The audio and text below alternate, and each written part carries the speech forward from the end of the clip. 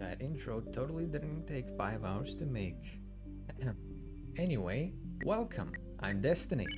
Back from the grave after... oh boy. Yeah, it sure has been a while since my last proper video. Oh, Steve videos don't count, but look at those views, holy shit. Jokes aside, I am glad to be back. Lots of things changed. And I have something to show you. Penumbra Phantasm. A mod that aims to bring Deltarune to Minecraft that I have been working on for quite a bit now, with the much appreciated help of my great friends. Secret and Sky have their own public projects, and I highly recommend you go check them out. They put a lot of effort into them, and because they're cool. I also want to warn you that a lot of the things you will see here are not final, or are in some form unfinished, as this mod is still in development. That's pretty much everything I wanted to say before we begin. I have quite a bit of different topics to discuss with you, and we'll tackle them as they come around. I hope you'll have a great time, and let's begin.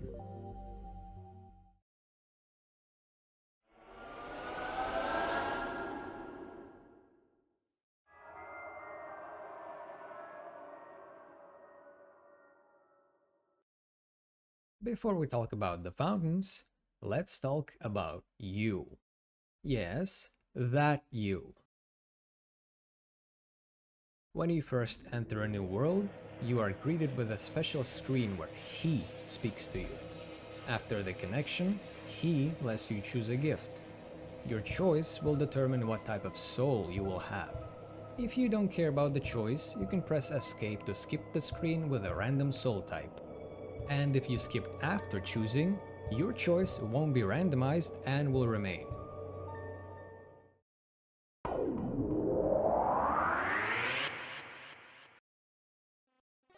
After being released by Mr. Wingdings himself, you can obtain an important item, the Soul Hearth, a lantern to house the culmination of your being.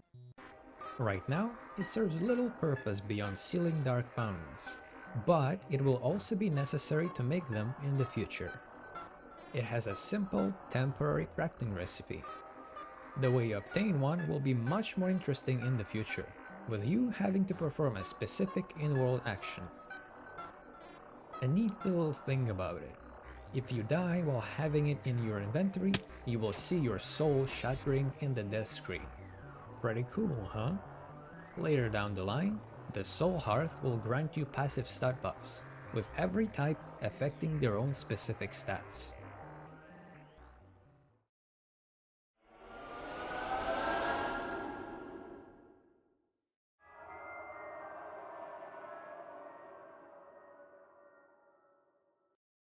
With the soul stuff out of the way, you have a selection of knives to craft. You can make one from most materials. They can be used for combat as very quick but very weak weapons, although that depends. But most importantly, you can use a knife to stab into the earth and make a dark fountain. The fountains are the core feature of Penumbra. They are the gateway to the content locked away in the dark worlds. To make a dark fountain, make sure you meet all these conditions. You must be standing on a solid block.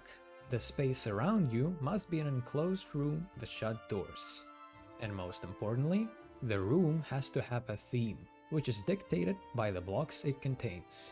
Currently, there is only one Dark World type that you can make, Card Kingdom. For that type, there has to be at least 10 blocks of red, black, purple, blue, wool or carpets. It doesn't matter how you place them or how many of each there are.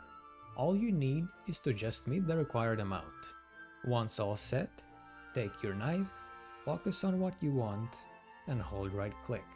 If something went wrong, you'll get a message explaining it.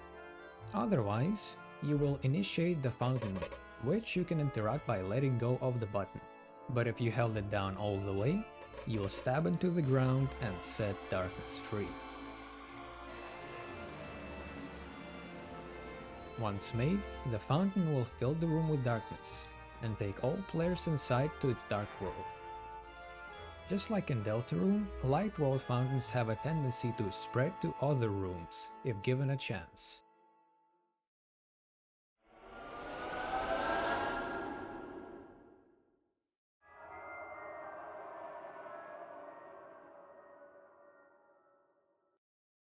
There are 3 ways of entering a dark world: the fountain filling the room you're in, entering the darkness blocks of the fountain, and entering via an open door. The first 2 pick a random spot around the fountain in a configurable radius, and then teleport you there. What's special about the fountain filling a room is that if you were with your friends, you won't be teleported apart to different random spots, but you will be teleported together and maintain your relative positions to each other. But entering a dark world through a door is very different from the other 2. Each light world door is linked to its dark world counterpart, a great door. When entering a light world door, if it doesn't have a linked great door, one will be placed in a ring around the fountain just like before. Otherwise, you'll be teleported to the linked great door.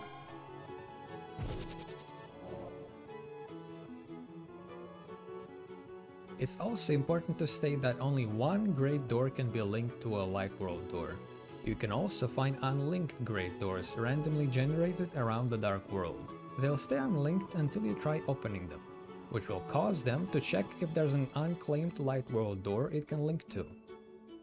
One last thing about great doors. Something special happens if you have a door between 2 different fountain rooms.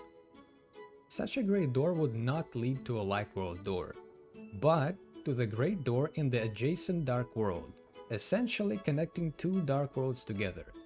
Just like what happened with Castletown and Car Kingdom in Deltarune. Speaking of Car Kingdom, let's finally talk about it, With the fountain always looming over the horizon, Car Kingdom contains 3 biomes. The Field of Hopes and Dreams, Scarlet Forest, and Great Board. Let's go over what each of them contains. Field of Hopes and Dreams is the signature biome of this dark world.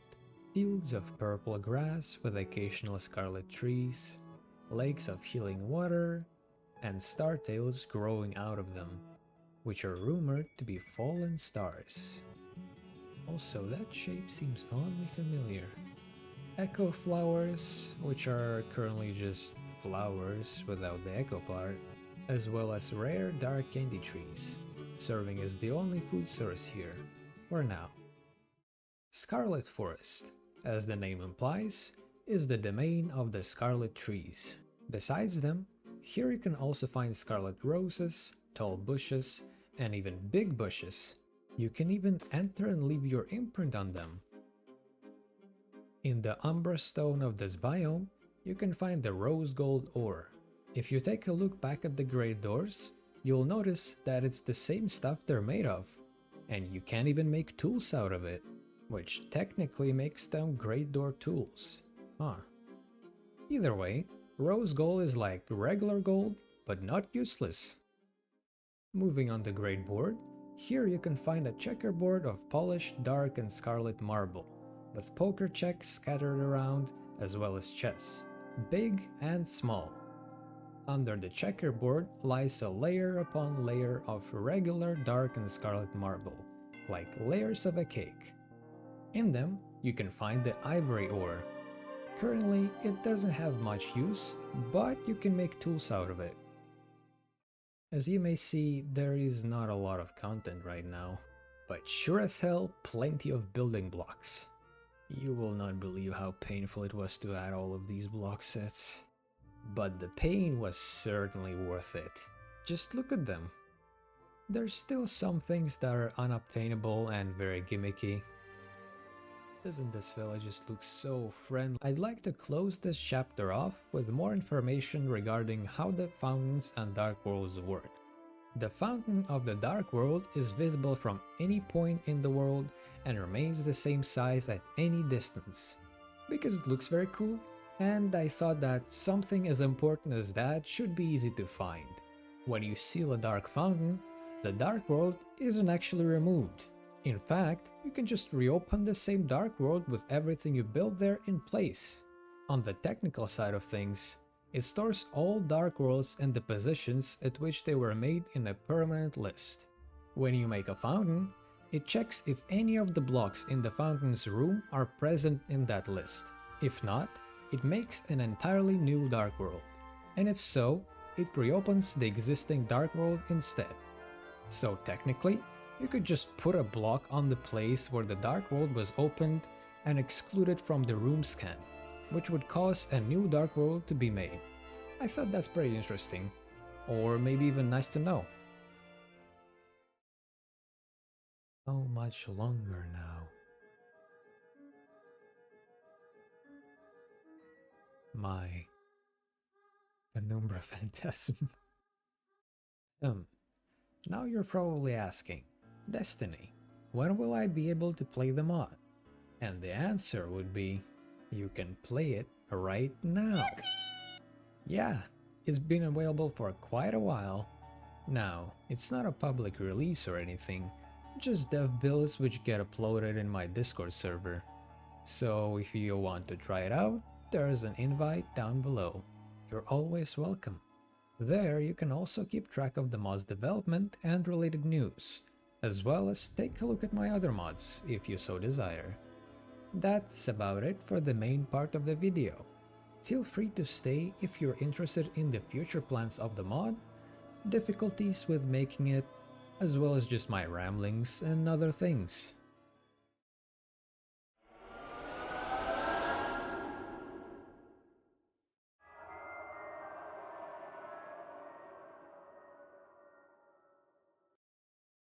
Remember when I said that Card Kingdom has 3 biomes?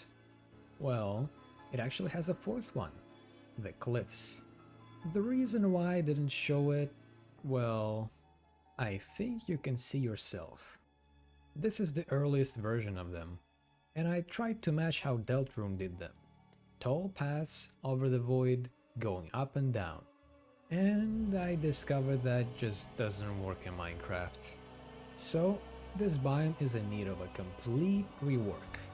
I think it'll be more like vanilla Badlands, just with sharper ledges and clearer layers.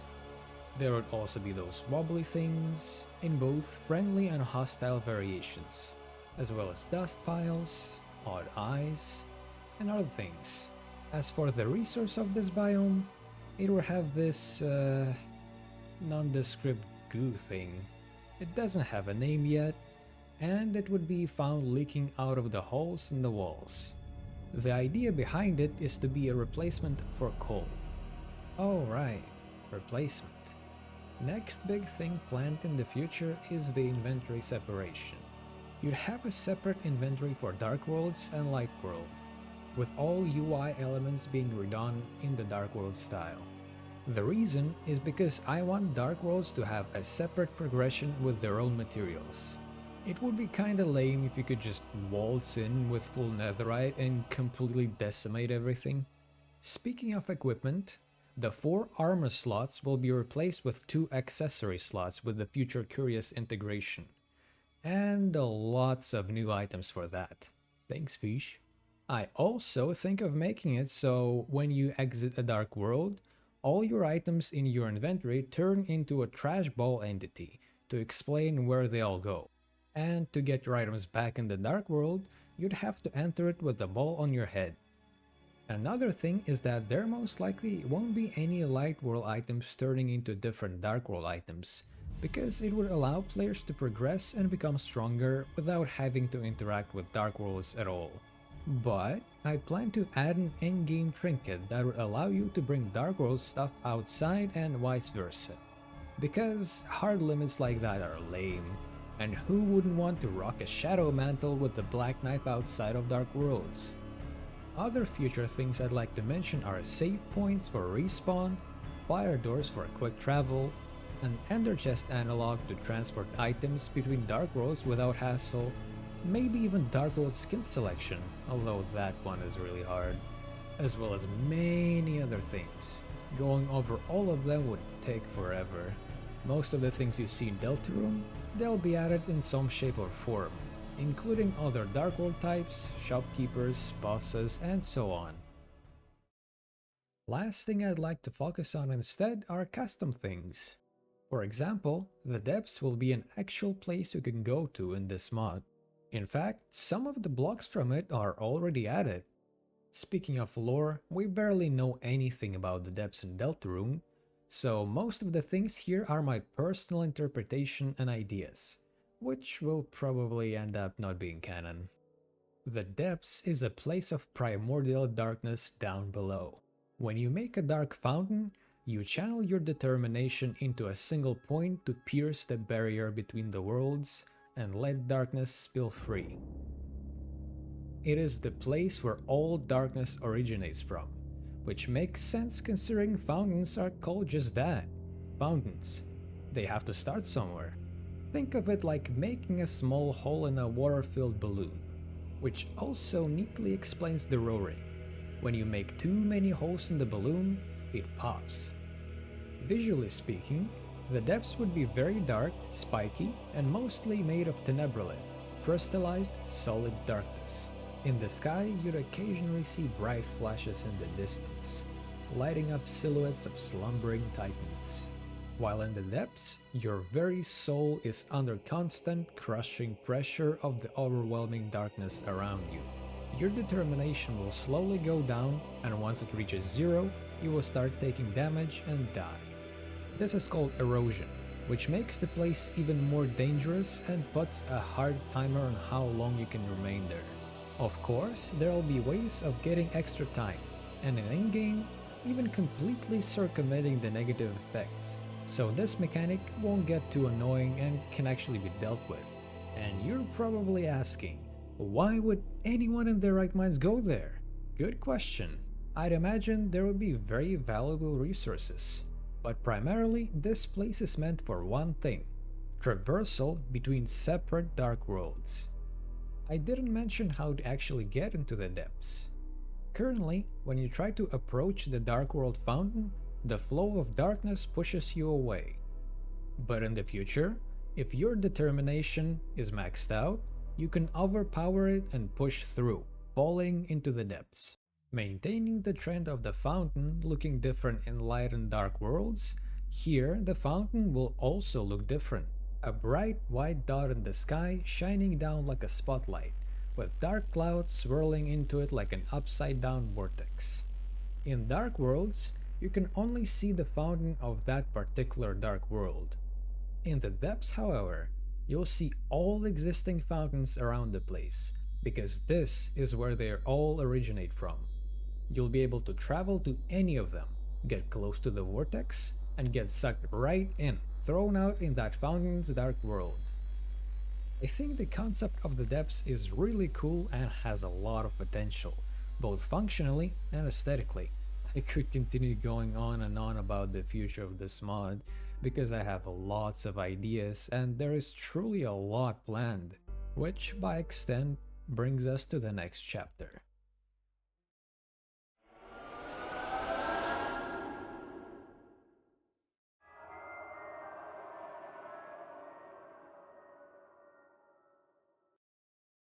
Back when I only got the idea of making this mod, it was completely different and times smaller in scale. Hell, back then I didn't even know how fountains worked. I just thought that having a dark fountain in the middle of my base as a glorified beacon that could be seen from anywhere would be insanely cool, and that's pretty much it. And with me working on it more and more, I went to think, what could be on the other side of that fountain? That's when the concept of the depths was born. That's right. Initially, that was the only place the fountains were supposed to lead. A much darker take on the dark worlds. And you know what inspired me the most? Hadal Totality, Tartarus, and Eye of Oblivion. All music tracks by Noelle. You should totally check them out. The vibes are immaculate.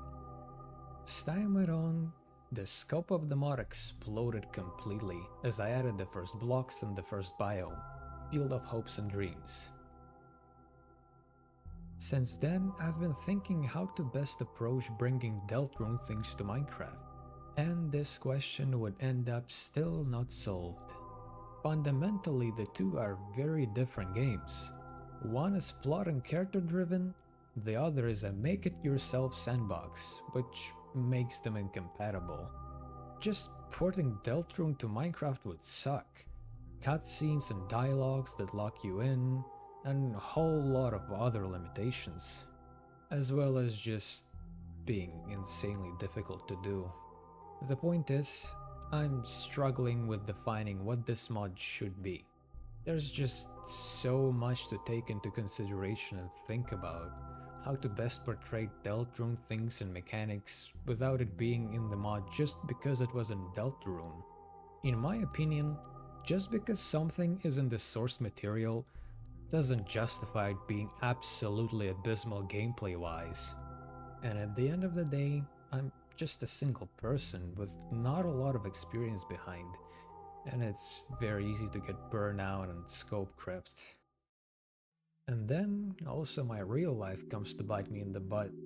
There is a very high chance I'm going to disappear for an entire year and a month or so, maybe even earlier. Those who are in my Discord server probably know the exact reason. I will be completely away from the internet and away from my computer, and won't be able to continue to work on the mod until I'm back. I won't disappear without a prior notice, and my friend will be maintaining the mod while I'm away. But I don't want to end this video on such a depressing note. If there's anything that Deltarune taught me, is that hope is a weapon, and a strong one at that. I'd be lying if I wasn't shocked at the amount of interest this mod attracted. When I posted those two OST videos, overnight over 500 people joined the Discord server. I even had to dismiss 2 activity alerts because Discord was freaking out over it. I never imagined something like this was even possible. Your support and contribution is truly invaluable for me. And after all, this is all this mod is about. I'm just an overly excited and hyped Deltarune fan that felt like sharing my excitement and passion with others through this mod. I'm not doing this for likes, popularity, or anything else. I just wanted to share my joy with you. After all, shared joy is double joy. For the closing words, first I'd like to thank you for watching all the way to here. You're a real one, and I value every single one of you. This video is less polished than I like it to be. It was made over a pretty dang long period of time. And I'm sorry that a big portion of this video is just me yapping on a black screen. But I'd get even more scope crept if I've let my perfectionist rule.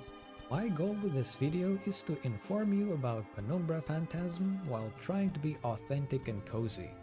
And I like to ask you for feedback. Like, dislike, or comment if you prefer this raw style, and to just express your opinion on this video in general. Thank you for being here with me. I'll be seeing you in the future.